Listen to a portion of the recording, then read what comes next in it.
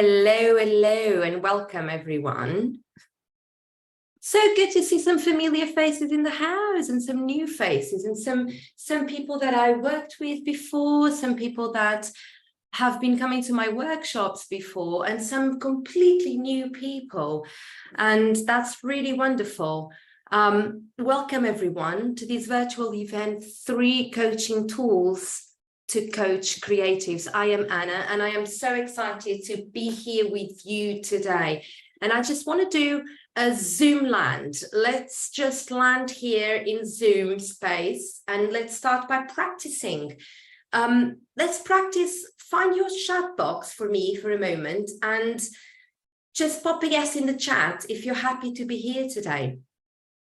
I want to find my chat box. I want to make sure that hello in the chat box. Let's see if your chat is working. Yes, happy, great. It's all working. Excited to be here. Me too. Fantastic. Pop a yes in the chat if you have loads of things to do after this Zoom call and yet you still came here today. Yes, happy Daphne. Excited to see you, Grace. Yes, Raven. Pop a yes in the chat if you have lots to do, but you're still excited. Well done, Jackie, for being here, and thank you so much. Yes, I was thinking of you, Jackie, and how you've got a massive team of people. I was wondering before we started, how many people are actually, can you type in the chat, Jackie, how many people are actually in your organization? And then if you could mute yourself as well, please, because I know we were having a chat before everybody came in. 700, yeah, that's quite a lot of people to lead, isn't it? So I'm really glad that you took some time to be here today. Thank you so much. Okay, so I really encourage you to have the video on if you can during the training, and raise hands to participate whenever possible. I appreciate you may need to turn off the camera at points, but I just want to encourage the space to be an interactive space today, to be safe, to be collaborative. And pop a yes in the chat if you're here because you're a coach and you want some more tools to develop your coaching practice.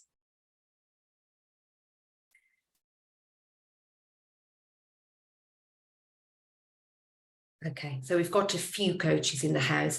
And pop a yes in the chat if you are a creative who leads or mentors other creatives. Yeah. Also that. Great. And how many of you are here because you may want to start coaching other creatives, or you'd like to develop something alongside your creative work to have another source of income potentially? Yeah, me. Yes. Okay, great. Perfect. You're in the right place, all of you. And in this workshop, I want to explain a little bit how creativity coaching works. And I want to give you some tools so you are able to apply these in your own settings, so you can shift the needle in the direction of getting people to unleash their creativity, get projects done, and feel happier about their lives and their work. So just to get us thinking, I'd like you to write in the thread, what is your understanding on the biggest struggle that creatives face? In your own words, what is the key problem or problems that you think you would be solving as a creativity coach?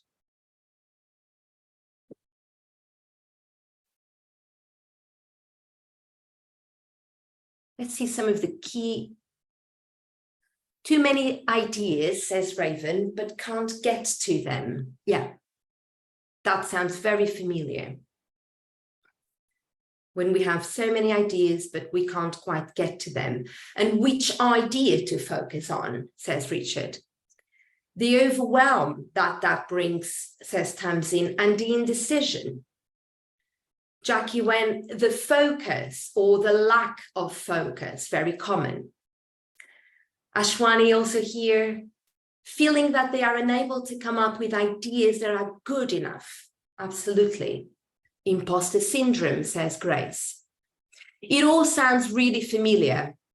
And so what I have done, having worked with thousands of creatives, artists, performers, entrepreneurs, and leaders, they all face common roadblocks towards the creative process. May that be when they're trying to create an artistic outcome or a business or a team or any conceptual idea. The 6 common mindset issues I found, I broke them down into 6 major roadblocks. And they're often associated with, number 1, perfectionism. Number 2, the fear of failure. I'm going to get this wrong. Number 3, I'm not good enough. I'm not good enough. It's not good enough. There's something within me that is not good enough. Number 4, the fear of being visible. What if I put myself out there and I'm going to be vulnerable? My work and myself are really interconnected. And so I am exposing my most deepest vulnerable self. Number 5, lacking resilience. The ongoing arduous work of showing up and doing your work every day, even though you don't know if it's going to be successful. Number 6, procrastination. We talked about that in the chat. I'll do it tomorrow. So out of these 6, some of them already resonated when we first started, but what comes up for you now?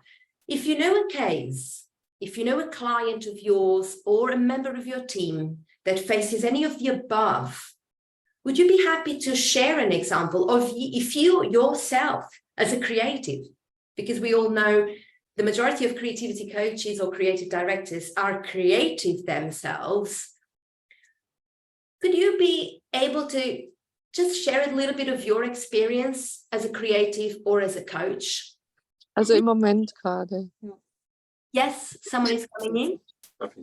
Nins, did you mean to come in and share, or? Dina, coffee. Let's just meet there. Okay, that's fine. I think she wasn't aware the sound was on, but I would like to invite anyone. Number 4, Richard says. Richard, would you be willing to come up and share your thoughts on the fear of being visible? Or if anyone would like to raise their hands. Oh, Richard is here. Yeah, so yeah, I've known some people who kind of actually want to become, really project themselves further. Mm-hmm. And that's all fine. Everything's fine. And there comes that point where they really have to just really go out there and maybe do a video or maybe do something on their website or create some kind of thing where they actually are really, reaching out. It's outreach. And that's often where all sorts of reasons pop up, and they will try and, avoid it and find some other things and say that they're not ready and they need to do this before and so on and so on. So it's really quite tricky. Yeah. Yeah. Thank you so much. That's really, really helpful. And that is moving people from their mindsets into action and really taking them into the marketplace. And that transition is really essential. And that's what coaches are so helpful to do. Anyone else would like to share any of the other challenges that they themselves face? We've got Ashwani. Let me unmute you there. Sure, can you hear me now? Yes. Yes, I find, I'm an academic and I have to advise a lot of PhD students. And the biggest stumbling block is when they approach me or when they start coming up with ideas, and I have this issue as well, there's always a very strong fear that look, this idea is not going to be good enough. And given that these projects take 2 or 3 years to develop, people are so averse to wasting time or working on something for a few months and then feeling like it didn't go anywhere. And that's usually the biggest stumbling block I find among academics. Yeah, absolutely. Thank you so much for sharing that. And we find coaching and creativity, I really enjoy hearing from a different perspective as well, and from the world of academia, because creativity is everywhere. It's not just in the arts and cultural sector. It is in all the different industries as well. I don't know if anyone working in leadership also finds any challenges around these 6 blocks that you see. You know, anyone would like to share some of the leadership common issues that they find in the teams? I think it's a lot of the time procrastination, and I think it's difficult because we label it we don't really label it procrastination, but we can spend a lot of time looking at other things, going down rabbit holes, having meetings, talking about things, but not actually getting things done. And I think when it's such a big place, you've got so many people, you can just end up spiraling round and round, and actually you are procrastinating, but you don't think you are, because you think you're doing lots of things but nothing's actually happening. Yeah. So thank you so much for sharing that with us. So it happens a lot with so many board meetings, isn't it? We keep going around the procedural aspects, and time again, actually we're hindering finding solutions and bringing creativity to the process and bringing innovation into organizations. So that's really helpful, all of you, and thank you for being so brave to come forward. I'm really moved by you sharing a little bit of yourselves, and I encourage that today as much as possible. So I'm a creativity coach and I am a leadership coach. A little bit about me: I've been doing this work full time for 5 years now, but I was coaching alongside my previous job as a senior leader. So really, I bring 15 years of coaching experience.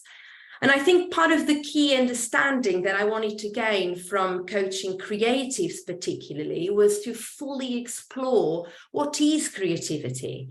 How does it work? How can we develop it? How can we enhance it? How can we grow it and nourish it in people? And on a micro level, I'm interested in that personal journey, which is a journey quite often of healing and transformation.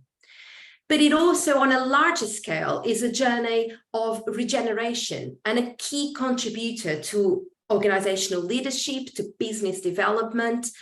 And if you like, on a macro level, I think creativity is at the source of some of the key tools to leverage societal change and shape the collective consciousness, to help raise awareness of our world collective unconscious bias and our collective traumas and our psyche.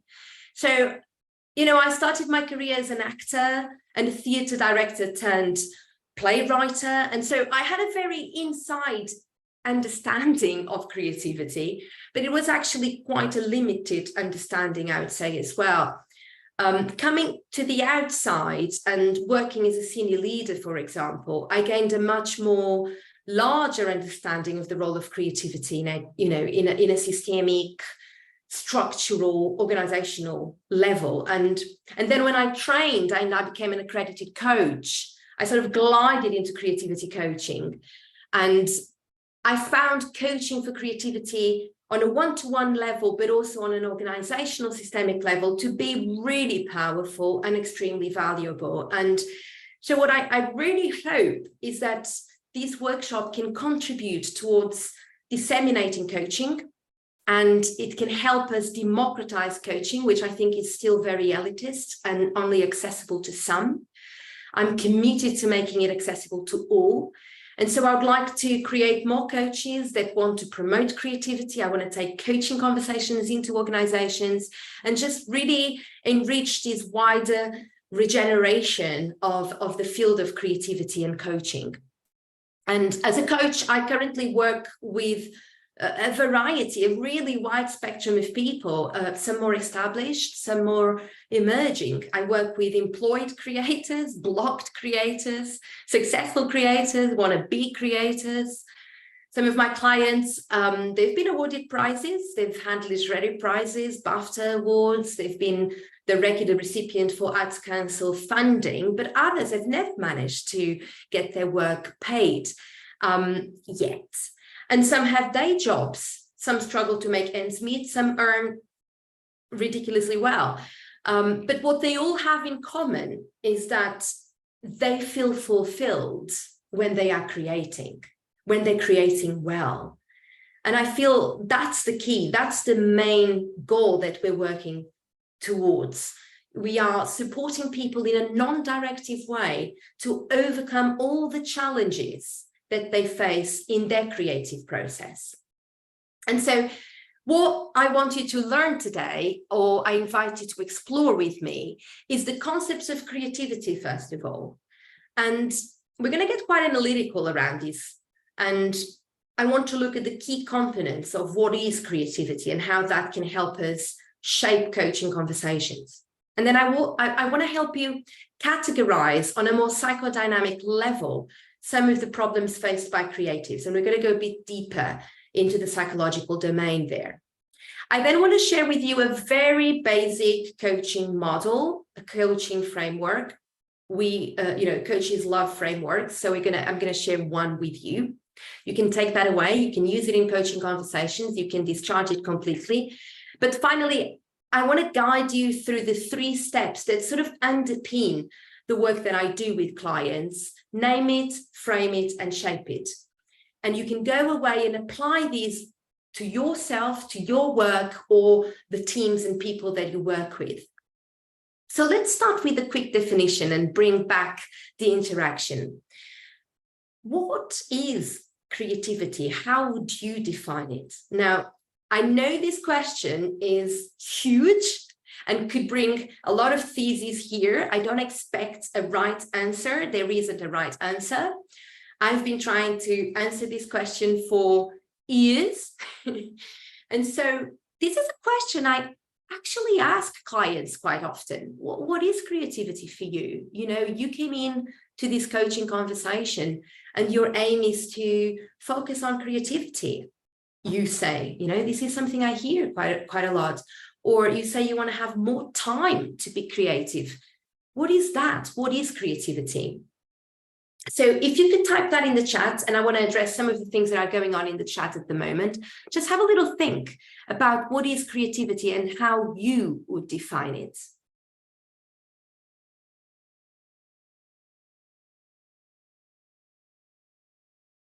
Thank you, Ashwani. Found the 6 blocks quite helpful and comprehensive. So Bethlehem says, bringing a new idea. Raven says, to take what is around you and make something that did not exist before. Awesome. Jackie says, the connection to yourself and others. That's really interesting. That's a different perspective. We're going to touch upon that a bit more. Any other definitions? You see, I love just the question. We're all being creative as we do these, right?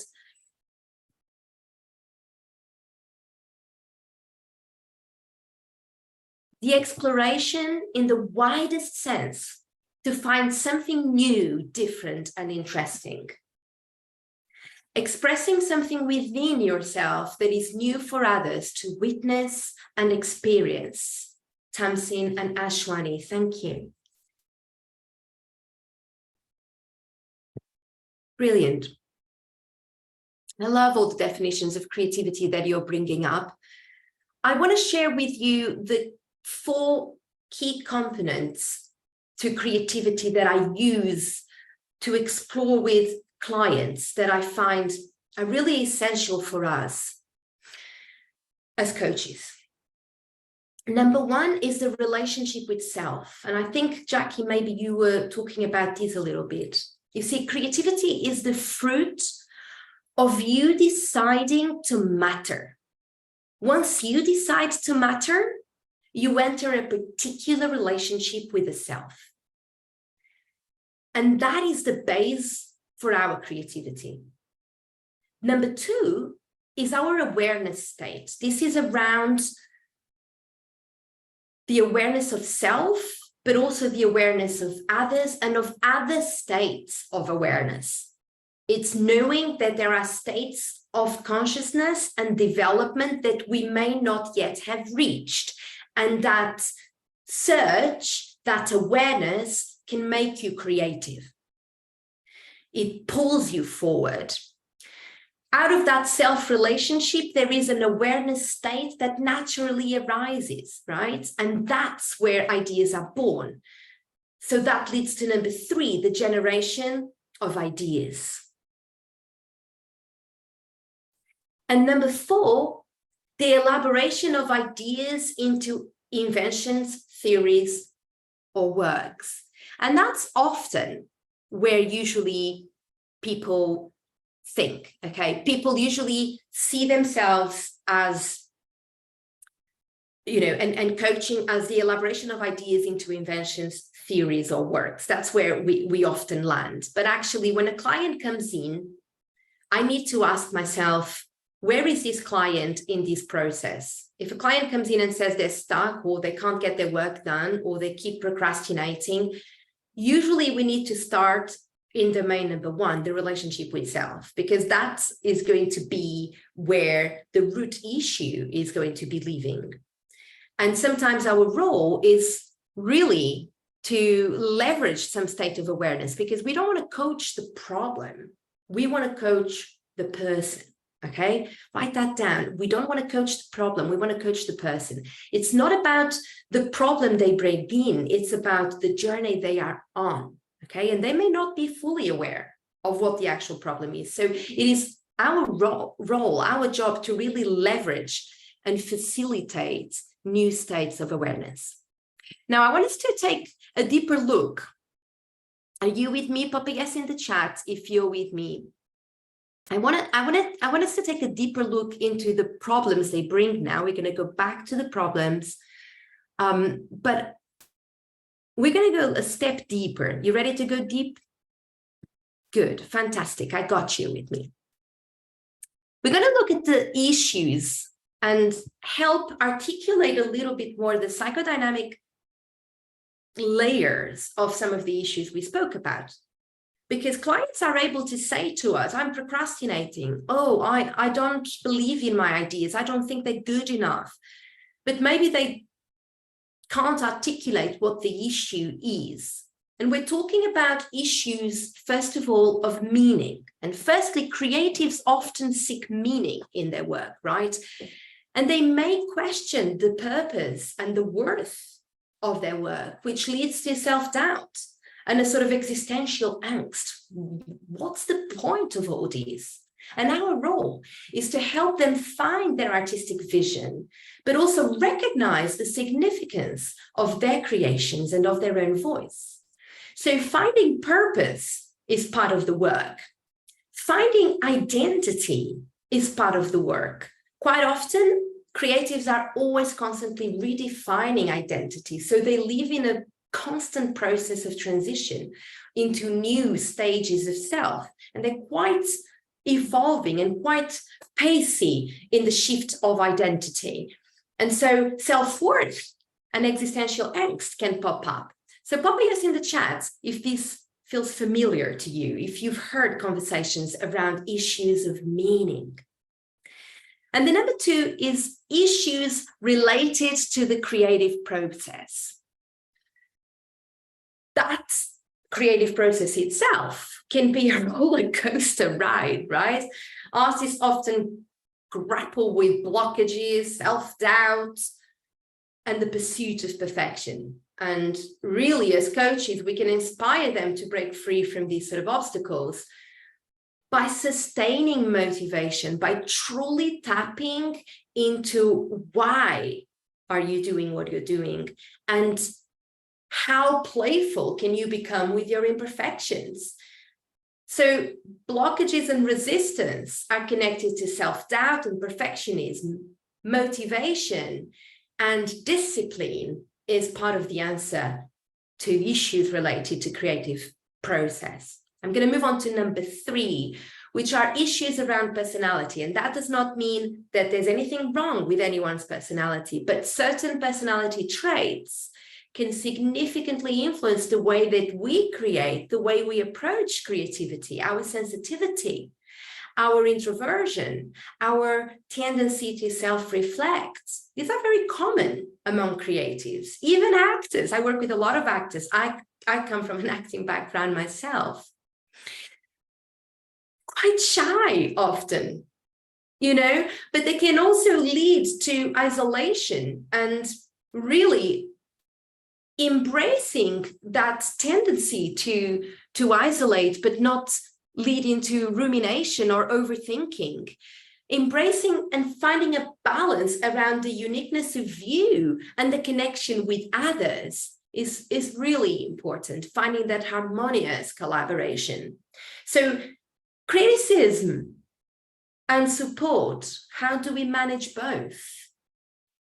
Conflict, how do we manage conflict in teams? It's really tricky to create on your own, and yet creatives find it really challenging to collaborate and lose absolute freedom of, or be under the impression that they're going to lose their own voice if they are sharing authorship.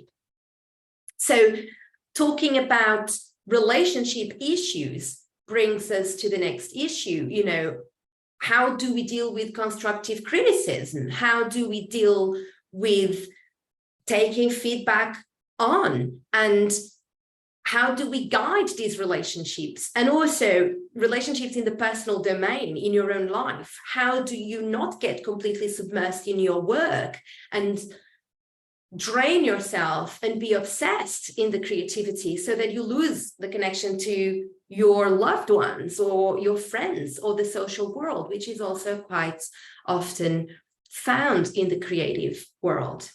So the last issue is the marketplace issues, which often people feel it's what coaches do. But that's just one step of it. That's a really surface level approach.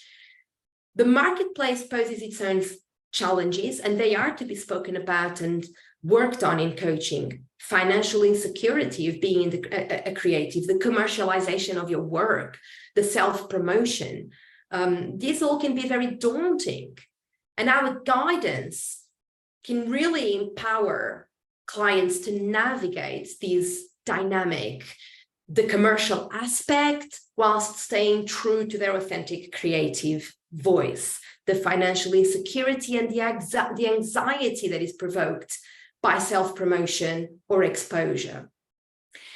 So that's a lot to take in. And I wonder, which of these issues have you encountered or experienced, and how is this all resonating? Could you write in the chat?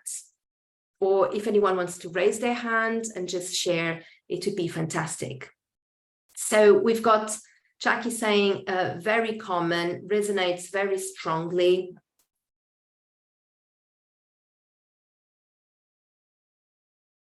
All very familiar. There's someone with a hand up. Tam, just going to ask you to unmute. Yes. Tamsin, do you want to come forward? Yeah, like this. Here I am. Hello. Lovely. This is really lovely to hear how you outlined that. I can't remember what was it? The domains, the issues. Yeah, but well, before where most people think creativity starts with number 4, you know, the product essentially, or the and yeah, I'm just starting coaching with creatives as opposed to what I used to do as mentor. Quite different. And yeah, I'm really experiencing a lot of these issues, and it goes right back to self-doubt, people not having really thought about why they do what they do and unpicked it. It's something they've always done, or they're going gig to gig to gig to gig, or in your case, theatre play to theatre play, the next engagement. And I just need to get my record out. I just need a manager. So they're only thinking of the concrete things. They haven't really gone below the surface to really examine why they do that. And I think that disconnect is what brings up anxiety, self-doubt, fears around, all the kind of stuff I spoke about. Yeah. Yeah, thank you so much. That's really, really helpful. And it's about creating not just, what is the purpose and really tapping into that, but also what's the strategy here? What is the strategy, and what is a career like in your domain? what does success look like? And I want to come to that later on today. We've got Ashwani with a question as well. Yes, Anna, I think one question I had, which you may not be able to answer very quick in this call, is, I think the way you've outlined all these issues is very helpful. I'm guessing that one difficulty, though, is that usually when you meet with a client, you'll see many issues, let's say 1, 2, 3, 4, and 5. And I guess two questions is, one is, how do you know where to start when you see multiple issues? And the second thing is, how do you know where to draw boundaries? Because I think sometimes there's some issues that maybe are more suited for, let's say, a psychologist or a therapist to deal with versus a creative coach. And how do you just think about both of those issues? Because, and I ask this because as a professor, there's some professional boundaries that I sometimes wonder if I need to respect or hide behind. Yes, 100%, really good question. And we have the same. To answer your question, where to start, ask the client. Ask the client where to start. So they decide where to start. You get the download of all the issues.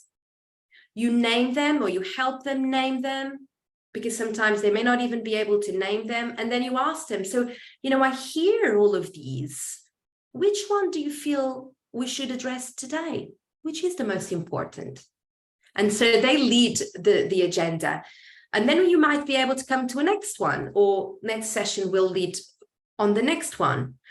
In regards to the boundaries, 100%, as coaches, we also have to be really aware of where does these fall in the domain of psychotherapy or therapy work rather than coaching. And so I always encourage coaches to operate with supervision and have, anytime they feel a little bit insecure that maybe the conversation is going towards therapy rather than coaching, a supervisor can really help them bring things back to the coaching domain. But also, in the way you contract at the beginning with your client, you can say, I understand that the conversation may lead sometimes to places that are quite therapy related. It really depends on how comfortable you are to listen to that. And providing that space to people can be really beneficial to them. And then you may say, do you think you want to take that to therapy? It could be really good to explore it. And we can continue focusing on something else here that they need, that is more related to your coaching. So having a relationship with your client, with your student, that allows you to say that, to say, gosh, we could be here for years talking about that. Maybe we should do that with a therapist. And, keeping it light, keeping it in that way will be really helpful. Great questions, peeps. You see, the role of a coach is to really invite you to think hard, to feel deeply, to dream big and be great. And so for me, I'm quite trauma informed as a coach. I've done a lot of modules in psychotherapy as well. And although I'm not a psychotherapist, I sought out a lot of training in that area because those issues do come up. And so I am okay with allowing people to feel deeply and then bringing them back towards the future and the aims of the coaching, and really coming back to what's the aim here? Where do you want to get? Okay. But the first step is naming.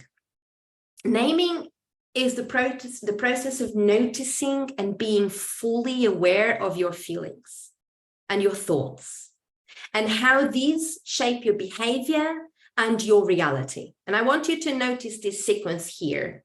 Thoughts lead to feelings. Feelings lead to reality. When you want to change your reality, you need to change your thoughts. And so all of this work is done on a cognitive level. We do that work to help them change the way they think so they can create more art and create more profit. Step 2 is framing. The frame is the perspective that you are taking about yourself, which leads you to have these particular thoughts. So in order to fully change your thoughts, you need to change your perspective. And that might mean changing your belief system. So a coach can be really helpful to help the creative gain an objective view and a deeper understanding around how they are thinking. And that's taking people from a cognitive level to a metacognitive level, okay, where I start analyzing the way that I think. And I raise my awareness about the way that I think about my creativity. So I know my thoughts. And finally, step 3, I call it shape it, which is all about embedding this new perspective into options that you can act upon, actions that you can take. And that's really the core focus of creativity coaching. That's what we're aiming to achieve, to get people into action. How creatives tailor their life, their day-to-day, around their mission and their purpose, beyond mindset, but into action, really. And that's where the strategy comes in.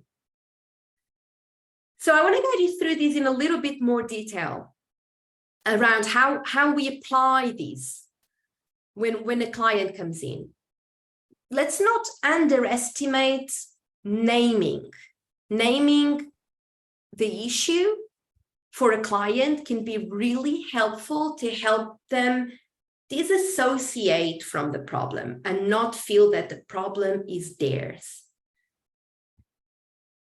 And also normalize it for them. So that's the first stage. It's about how can we name these issues? And that's how we started in this session, okay? And that really helps the client then step into their intention. What is the creative impulse that brought you into the coaching? And this applies to leadership as well. It's not just with creatives. As a leader, when I work in organizations, what is the creative impulse in the leader? What is it that they want to do in the company, in the organization, or in the team? That creative impulse, tapping into that force, that energy, that intention is really important. And affirming it, being able to verbalize it, to word it, to rationalize it, to bring it right to the prefrontal cortex is essential. So instead of saying, I want to work on my novel, we want that client to say, I will write this novel every day, no matter what I'm feeling. So they are aware of all the feelings, and yet they continue to do it. And that's the process of naming the aim for our conversation, for our coaching. We then move on to framing. And framing is always part of the work that we do, not just on a particular issue, but on the overall dynamic of what a career in creativity is. A lot of people come in feeling extremely frustrated or labeling themselves as a failure because they are not making a living out of their creativity. But let me just tell you this. A poet, for example, I've worked with 3 poets so far. Tough career. But what is a career in poetry? You look at successful poets, and maybe they've published 5 books in a lifetime. So how are you going to make a living out of that? You have to use your creativity to be able to do all these other things that will contribute to your composition of your life. But what truly distinguishes a professional creative from an amateur is the ability to show up and do the work. Every day, showing up and progressing with that intention, making it into an action, and having a sense of what success looks like in the artistic domain that they're on. It's really key. So we need to frame success and define the criteria. And also distinguishing what is the dream and what is the reality. You see, as coaches, people can come in with a really big dream, but our role is to hold the belief for the dream, to truly understand the client can do that, but where are they now? Because We need a GPS. We need to give them the coordinates to know where they want to go, to know the route there, but we can only get the GPS if we know where we are now. So actually the coaching needs to focus on the moment now. And a lot of coaching approaches sometimes tend to be very future paced. And in creativity, I often find it much more useful to bring it back to the present. You know, it's not even bringing it back, it's just bringing it here to where we are now. And moving into the third stage, we want to shape it. That's the action. People come in and they say often, I'm not very confident. I'm not confident with my art. Well, I tell you what, confidence is the result of action. Write that down. Confidence is the result of action. No matter what common challenges you have, maybe you haven't got the time, they say. Maybe you haven't got the resources. And it's really hard to make a film if you haven't got a budget. But if you block the time and you use techniques like the Pomodoro techniques or other productivity techniques and tools, where you start embedding creative habits of journaling and accountability, really linking to the intrinsic motivation of why are you doing what you're doing, you start shaping that creativity into actions that will build the confidence as a result. Okay? And so, as I go through these, which stage do you find is resonating the most with you? Or have you got any questions around any of these stages, naming, framing, and shaping it, just to bring it back a little bit to you again? If you want to put it in the chat or any hands up.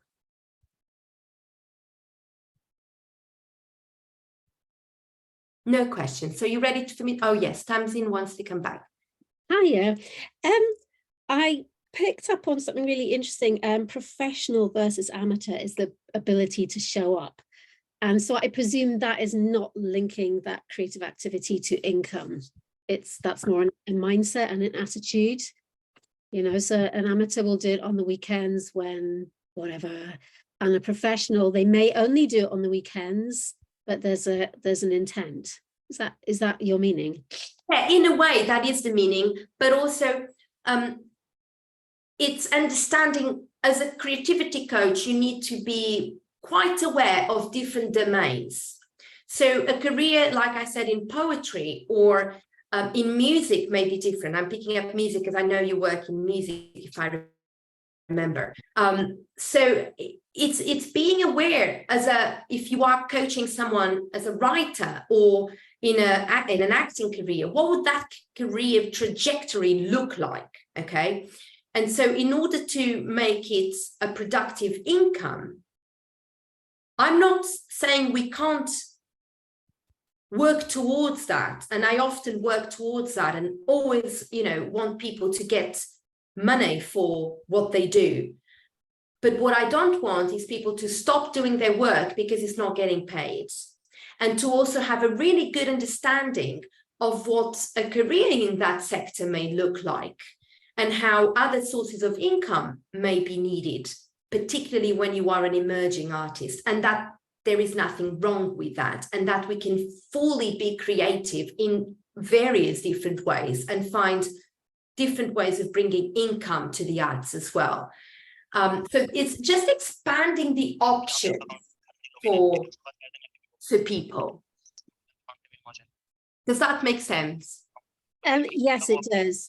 And the income one is really interesting because in my experience, a number of creatives, they're really happy to basically live from hand to mouth, really, just make enough for this month and not really, so they don't actually really have like financial goals even. So even talking about as a career, what would that look financially for you?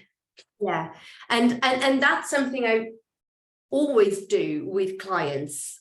Let's define this career. What would success look like? And if financial income is something that you want, that's the meaning for you of success, I will stay with that, Tamsin. I will stay with that goal, and we will actually create a very clear income goal and have a target number well defined. I often find people shy away from creating that, and that does not help. So really having an yearly income that you want from this career in music or whatever it is. And then what would that look like on a monthly basis? And how much money do you need for tax?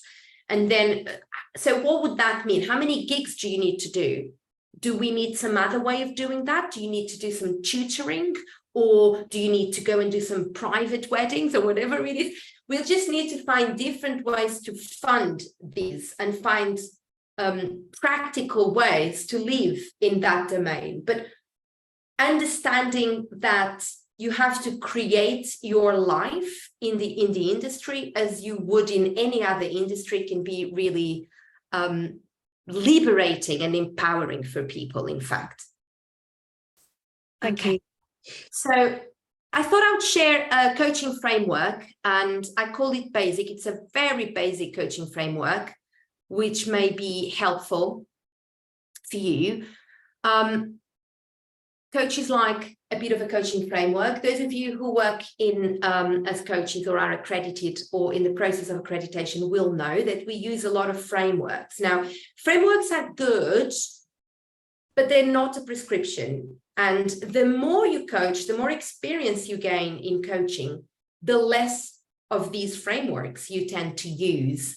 You just sort of become, your competence level increases and you lose the script and you become a bit more able to dance in the moment and to really have a toolkit of questions, if you like, or an understanding that is deeper of the process the client goes through, so that the question that comes up next is not the one in the script, but is the one that makes sense for the moment. But let's look at this simple framework, just so you can have a framework to take away and have some coaching conversations in your settings or with some clients. B is for background. And in each coaching session, we start by finding out a bit more about the context or the background for the conversation. What's on your mind? What's happening that you feel is really important for you to tell me today? And what do you want to achieve in this session? We move on to A, the aim. What is it that you want to have by the end of the session that you don't have now? What is it that is important for us to explore? So just sharing a couple of questions for you to take away, right? S is the strategy. As the conversation evolves, we try and find out, how will we know that we have been successful? And what approaches do you have that we can use to tackle this issue? What have you done in the past that worked? Could we try that? What's the option that you haven't thought of yet? What else? I is for implementation. What is it that you are going to do? What is the next step that you could take between this session and the next time I see you? What would this look like if you took action?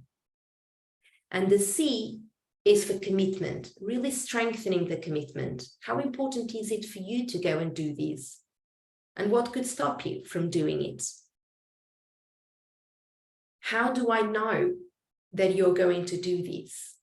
What happens if you don't? What's the impact that this is going to have? So you're really strengthening the commitment there. Okay, so that's basic, and it's very general, but it's actually a really nice framework for those of you who may be starting coaching or are not, are leaders or and want to take some coaching conversations away. Okay, so we move in a way from the cognitive to the metacognitive to the somatic throughout the process of coaching. So we go from having conversations at a knowledge level to understanding the way I think, that's the metacognitive, and the way I best learn, to the somatic. And so That's sort of the third stage that is behind the shape it. Name it, frame it, shape it. The somatic level is to really find where does this all land in the body. And it's a really important lens to hold in coaching that can really affect change. And so evidence research and the latest research on trauma work suggests that modalities like mindfulness, visualization, movement, contemplation, drama, they are key tools to effecting and embodying the transformation and making it stick, in other words. We're not going to be fully able to cover all of these in this training, but you can get in touch with me to learn more about these. But a somatic example is when you name the feeling in the beginning of the session, you ask the client to feel it in their body, to locate it in the body, to describe to you the sensations of this feeling. And this can be a very regulating exercise when people come in, for example, and they are in a dysregulated state. So when someone comes into a session and they're in a bit of an anxiety, or they have a bit of a panic and they're just crying and they're just feeling that completely hopeless, you can bring them back to the body, because you can't coach people in that state, right? You need to regulate them, and you operate as a co-regulator. So bringing the somatic work is the best way to bring people back to their prefrontal cortex so that you can then have a cognitive conversation. There's no point doing cognitive work if people are dysregulated, okay? Doesn't sync, it doesn't work. They will be in a traumatic state of response. So they won't be open to doing work or able to process. You may find your clients tend to shut down when they're in that state, or they don't answer the question. There's a drop in the call and there's a really weird silence, not the nice silence where they're thinking and you're like, oh, they're thinking, oh, great. It's the, oh, no, nothing is coming in. There's a collapse. And so when that happens and there's nothing actually taking place, let's come to the somatic. Let's go back to the body. And then once you move them back to being able to come back to thinking, to the mind, they're back in the house, as I say, what thoughts could you have that would be more liberating to you? You can start doing a little bit of CBT in terms of using CBT modalities to think about a new thought that may be more serving. Where in the body do you feel these new thoughts? If you said that new statement, how does that land? How do you embody that? Can you touch that part of the body? Can you look at the action? What movement does your body want to do when you say that? When you say, I can do this, what movement is it? And you can also step into visualization. If the client is open, you always have to ask permission for body work, and you need to know your client to see, you test it slowly to see if they are into it. Some clients absolutely don't want to do anything like this, and that's absolutely fine. You've got to know what works with your client, okay? But you can only try. You've got to be playful. So if the client is open for some visualization, it can be very powerful to close their eyes, to imagine a new feeling, for you to guide them in a visualization or a mindfulness exercise that is empowering to them. And that helps them see the shape of what they want moving forward. This is also very stimulating for their own imagination, okay? So you start shaping. If you were doing something different tomorrow, what would that look like? You start knowing what their future reality looks like. You tap into a deeper desire through the somatic experience of the life that they want through guided visualization.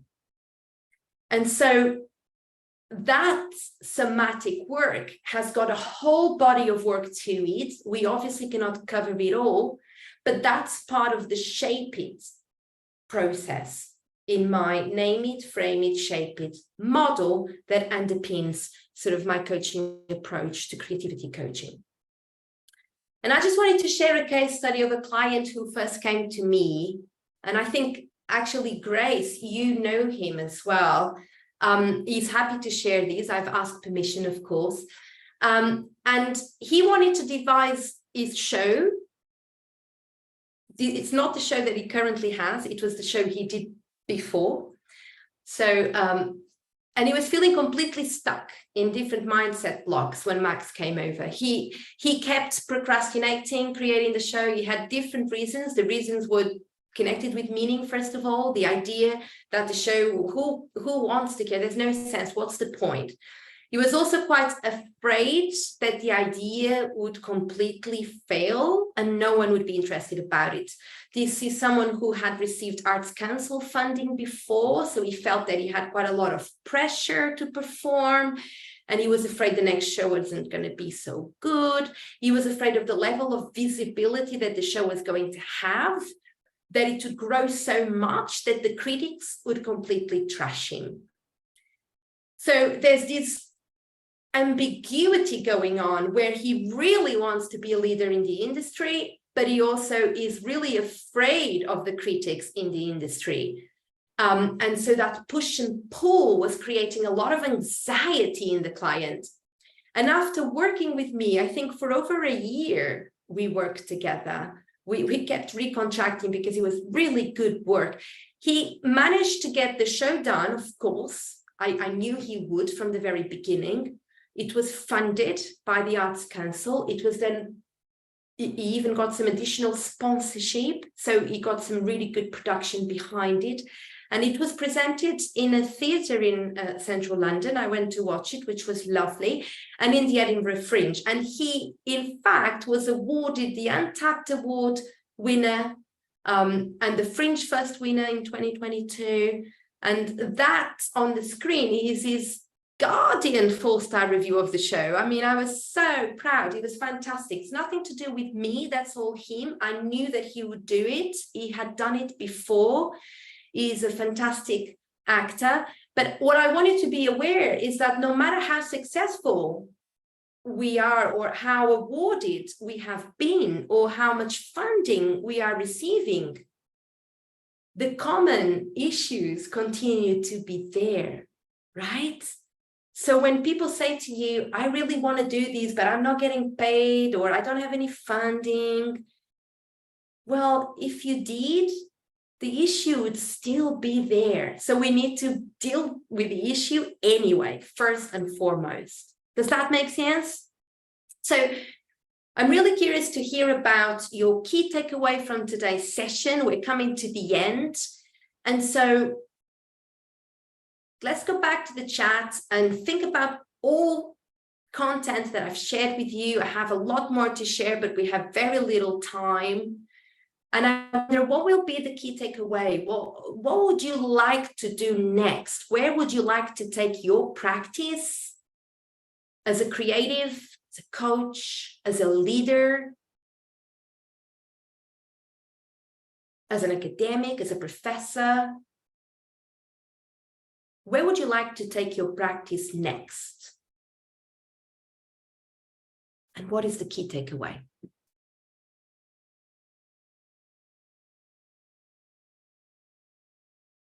References to somatic work. Okay, I'll be in touch, Tamsin, to give you that. There's loads. There's a very large body of work, and it's knowing which way you want to go as well. So it could be quite helpful to know which practices may be more appealing for you to deepen your understanding of, because some people prefer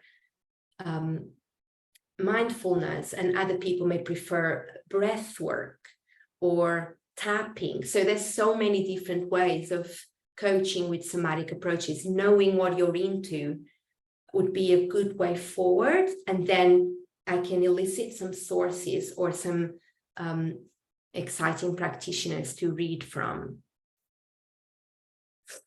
But yes, I think somatic work is a key component of effectiveness in coaching, and let's not underestimate it. Master coaches, ICF accredited coaches, are really doing that work, and it's not spoken about in coaching school as much. Raven, I love what you said about professional over amateur is held in the intent, not just to show up. Yeah, and that work is backed up by Julia Cameron, Raven. If you're not familiar with her work, you may be already, but for all of you out there, if you haven't seen Julia Cameron's work, awesome starting point. Grace. As a cultural leader, I want to hold space for artists who are on the journey to making ambitious work, leading their own teams, run a building. And if I can be that person who helps them to step boldly into that potential, it would be awesome. Yes, I love that mission, and I know that you can do that, Grace. And I'm really pleased to see that you continue to be in the leadership of the Lowry. It's wonderful that you have persisted with so much resilience that you display leading the theatre. I'm very honored that you are here. Ashwani, for me, the takeaway is to be able to break down the problems faced by my students and tackle them in a way that is less overwhelming than how it feels without such a framework. Yes, and having that framework can be really helpful, and I can share that with you, and I can share other frameworks as well, Ashwani, if that's helpful. There's so many frameworks out there, sometimes a bit too many, but we use the frameworks in the beginning of our conversations, and then they sort of start disappearing. So anyway, we're coming to time. If anything comes up or you've got any questions, please drop them in the chat. If you are a creative and you'd like to experience coaching yourself, or if you are a creativity coach and you want to take your coaching further, if you're a new coach and you want to start running a business, or you need some support scaling your business, scaling your practice, or if you're a leader in the educational sector, in the arts or cultural sector, and you want to use some coaching skills in your settings or disseminate that practice around and across your organization, I really recommend that you consider joining me for a free discovery session. I'm so committed to helping as many creatives as possible experience these sense, because I really believe that the creative industries play a pivotal role in the transformation that we're experiencing worldwide in this moment of crisis that humanity is facing. And I'm going to share my scheduling link in the chat. So if you head over there, grab a spot. I've opened up 5 spots in my calendar. Just click on the scheduling link, grab a spot on a first come, first serve basis. I would like to take the conversation further and get you the support that you need to make the work that you want to do. So thank you so much for being here today. And you can visit my website, it's all there. Follow me on LinkedIn or on Instagram if you haven't. Let's keep in touch. Are there any questions? Any hands want to be raised? If not, I just want to thank you all for being here. Your presence, your time is so precious, and I hope you got value out of our time together. May the fire of creativity carry you forward. May you continue to pursue and help more people unleash their creativity. I'll keep you posted on future talks. That's all on my newsletter. My monthly newsletter will always continue to promote those. I do these on a monthly basis. So you're always welcome to join. I can see some people here who have been on previous, and this is my way of bringing coaching into a democratic forum. So I will keep you posted. We'll keep in touch. Lots of love. Have a wonderful afternoon, and I'll see you all later. Take care.